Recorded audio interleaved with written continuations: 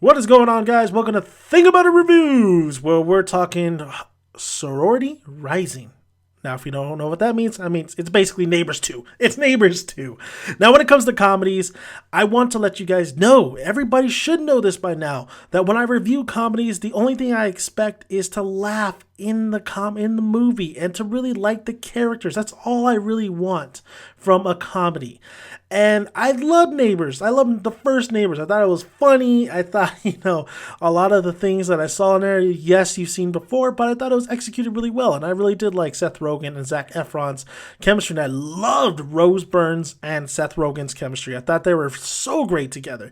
So when I heard about Neighbors 2 and I saw the trailer, I laughed so many times at that trailer. I said, that trailer, I can't wait for this movie. So Neighbors 2 is directed by Nicholas Stoller. It is, of course, starring, once again, Seth Rogen. We have Seth Rogen, Chloe Grace Moretz. I really do like Chloe Grace Moretz. I think she's a great actress. Zac Efron and Dave Franco is back in this. Not too much, but he's in here. So, and then, of course, we have Rose Byrne.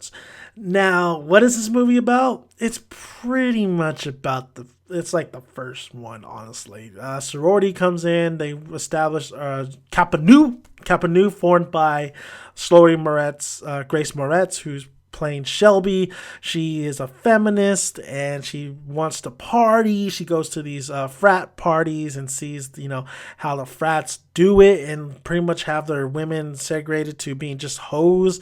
And she doesn't like that. She wants to make her own sorority. So that's what she does. And she makes her own party. She has a bunch of women who come in here and they're her sisters, they form this. They move into the old house that Zac Efron and Dave Franco had, and they make a sorority. They basically make a sorority, and they have to pay rent every month. And they try to pay this rent, and of course, Seth Rogen, Rose Byrne is trying to sell their house once again, and they do. They do somewhat sell their house, but it's going to take 30 days. They're in escrow.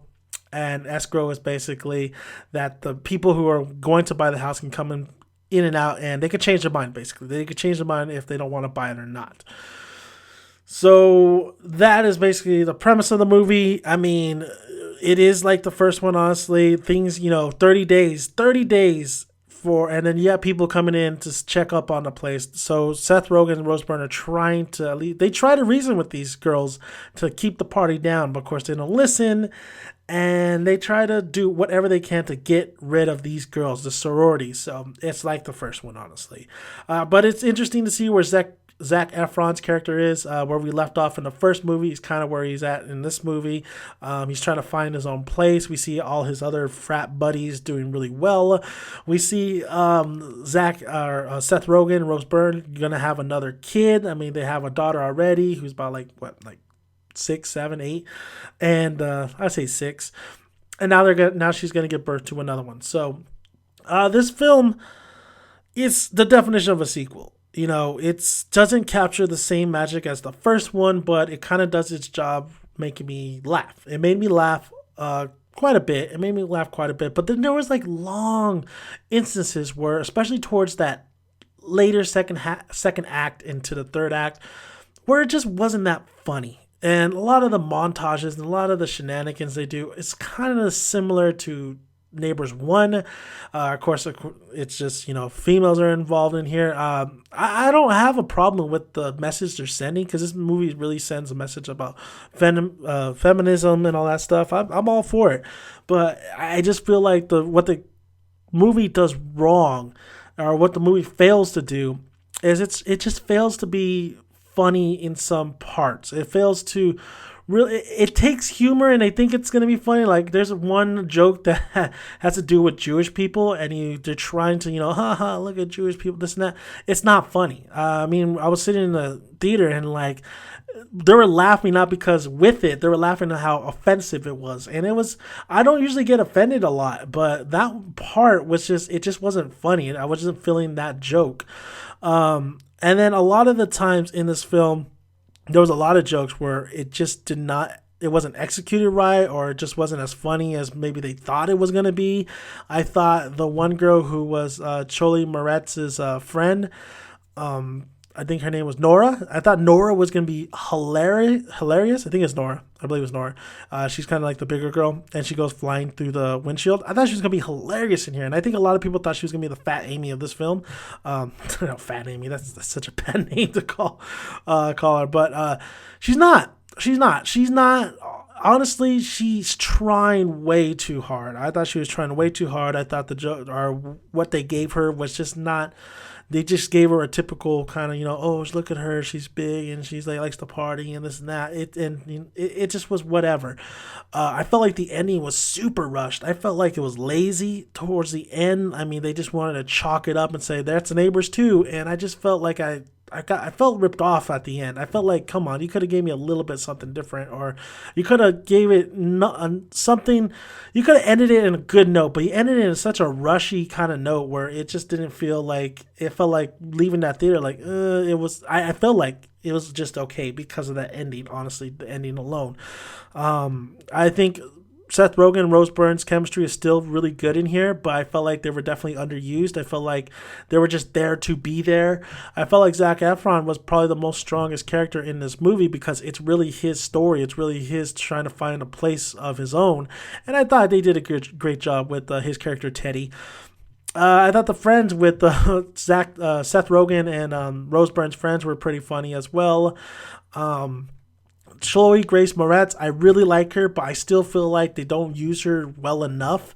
She was in this film, and there's some parts I really liked about her, but overall, she was just she was not that likable character, not that much of a likable character, even though they were throwing a lot of exposition at us, saying, "Oh, feel sorry for this character. Oh, this is why, this and this."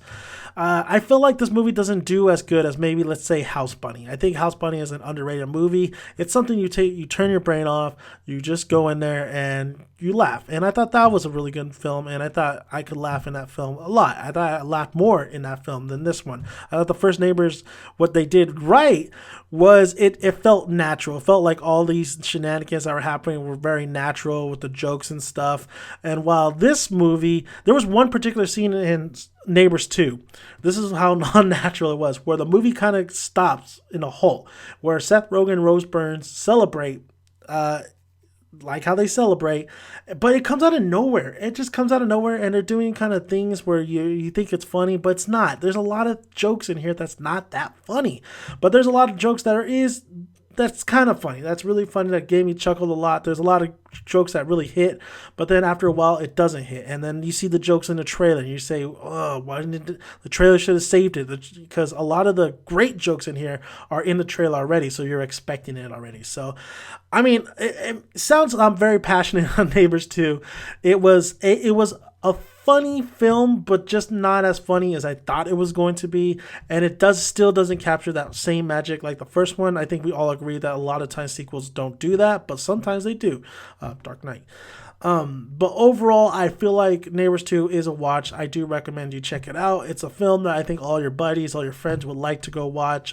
Even like take a date on to, especially a date. I think it's a great date movie as well. But I think it's a great film you could watch with your friends and buddies, like the last one I saw with a couple of my buddies. I was kind of tipsy a little bit, but it was a good time. It was a very funny time. So Neighbors 2, I do recommend it, and I do recommend you go back and check out Neighbors 1, because Neighbors 1 was actually just really, really, really, really funny, and it just felt fresh, while this one just feels like a sequel. It feels like Stamp corporate or studio wants this out right away. So I want to thank you guys for listening. You can always find more videos on my channel. Go ahead and hit that subscribe button. Like the video if you like it. And comment below to hear you guys' thoughts. I'm Dan Omega Dennis' son. Like I always say, grab a tick, grab a seat. Make sure you got some good popcorn to eat. I'll see you in the cinema, guys.